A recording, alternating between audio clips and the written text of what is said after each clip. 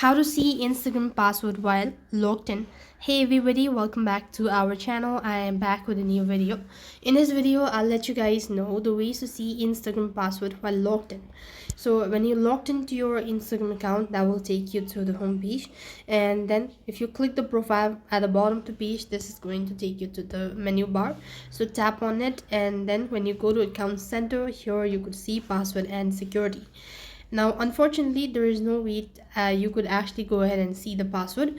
Instead of that, you'll be asked to type in the password in order to view the password or to change it. So what you could do is, now Instagram does not let you do this, or does not have a feature of seeing Instagram password while logged in. But what you could do is you could open up a browser, and when you open up a browser, or when you go to your Google, you could just go to your profile, and you might have actually saved it to your Google password manager. So for that, you could go to manage your Google account. Once you go to that manage my account, you go to ahead and click on security, after which you'll be able to find that your connection to a third-party application. So click on see all connections, and here you might be able to locate Instagram. So when you actually locate Instagram, you could just go ahead and then check the password for it.